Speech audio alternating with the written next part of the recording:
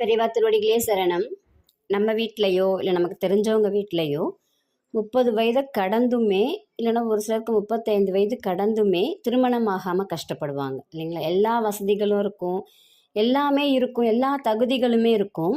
ஆனால் திருமணம் ஆகலை அப்படின்னு ரொம்ப அவங்கவுங்க வீட்டில் வந்து கஷ்டப்படுவாங்க இல்லைங்களா?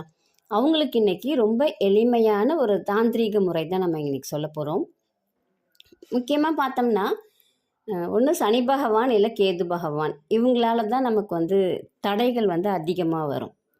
இப்போ இவங்க 2 பேருடையதையும் நம்ம செக் பண்ணிக்கணும் ஜாதகத்தில். அப்படி இல்லைன்னா விட்டுருங்க, இவங்களால தான் அப்படிங்கிறது நமக்கு தெரிஞ்சிடுச்சு. ரொம்ப நாள் நம்ம வந்து முயற்சி பண்ணுறோம், முயற்சிகளுக்கு தடைகள் வருது. கேது பகவான் வந்து எல்லாத்தையும் சுருக்கிடுவார் அப்படின்னு சொல்லுவாங்க. சனி பகவான் வந்து தடைகளை வந்து உருவாக்குவார் அப்படின்னு சொல்லுவாங்க. அப்போ இந்த இந்த இதுக்கு நம்ம என்ன பண்ணலாம்? ரொம்ப எளிமையான வழி தான் இன்றைக்கி நம்ம சொல்ல போகிறது. முதல் காரியம், அம்மா அப்பாவுக்கு அந்த திருமணம் ஆகாத பெண் பிள்ளையோ ஆண் பிள்ளையோ பாத பூஜை செய்யணும் வீட்டில். என்னைக்கு செய்யலாம்? அம்மாவுக்குரிய நாள் அப்படின்னா சந்திரனுக்குரிய நாள் திங்கக்கிழமை, அப்பாவுக்குரிய நாள்னா சூரியனுக்குரிய நாள் ஞாயிற்றுக்கிழமை. நீங்கள் என்னைக்கு முடியுதோ அன்னைக்கு இல்லை 2 நாளுமே கூட நீங்கள் செய்யலாம். அவங்களுக்கு பாத பூஜை செய்ய செய்ய சனி பகவானுடைய மனது குளிர்ந்துடும், கேது பகவானும் உங்களுக்கு ஆசீர்வாதம் வழங்குவாங்க. உங்களுக்கு இருக்கக்கூடிய தடைகள் இதெல்லாமே வந்து விலகும்.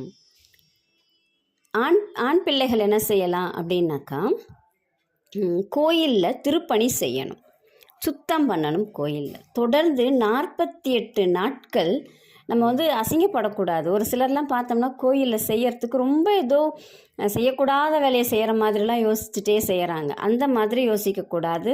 நம்ம கோயிலில் ஒரு வேலையை செய்கிறோன்னா அது நமக்கு இட்ட என்ன சொல்கிறது, தவம்னே சொல்லலாம். அப்போ நீங்கள் ரொம்ப நம்ம செய்யணும் அப்படிங்கிற ஒரு நல்ல உணர்வோடு நீங்கள் தொடர்ந்து 48 நாட்கள் கோயிலில் சுத்தம் பண்ணீங்க அப்படின்னா கண்டிப்பாக இப்பேற்பட்ட தடையுமே, திருமண தடையுமே வந்து தன்னால் விலகும். ஆண் பிள்ளையுமே செய்யலாம், பெண் பிள்ளைகளுமே இந்த பரிகாரத்தை செய்யலாம். சப்த கன்னிமார்கள் இருப்பாங்க இல்லைங்களா?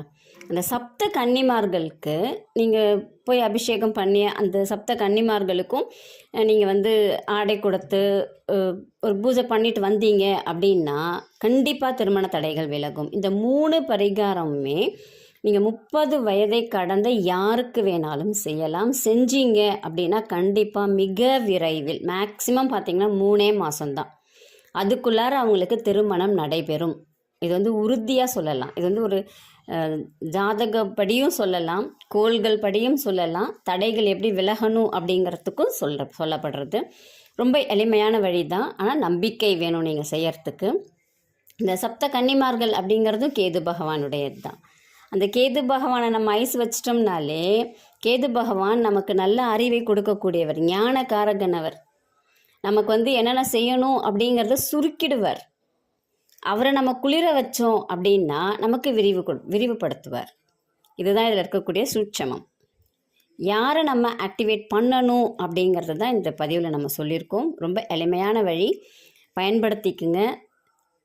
உங்களால் சப்த கன்னிமார்கள் உங்கள் ஊர்கிட்ட இல்லை, செய்ய முடியாதுன்னு நினைக்கிறீங்க அப்படின்னா, திருமணமாகாத பிள்ளைகள் இருப்பாங்க இல்லைங்களா, அவங்களுக்கு உங்களால் முடிஞ்சது வளையலோ பொட்டோ மணியோ ஒரு ட்ரெஸ்ஸோ எது உங்களால் முடியுமோ அதை வாங்கி கொடுத்து அந்த பிள்ளைகளை வந்து நீங்கள் திருப்திப்படுத்துனீங்க அப்படின்னா அது சப்த கன்னிமார்களுக்கு செய்த பலன் கிடைக்கும். இது இல்லை, நிறைய கோயிலில் இருக்க மாட்டாங்க.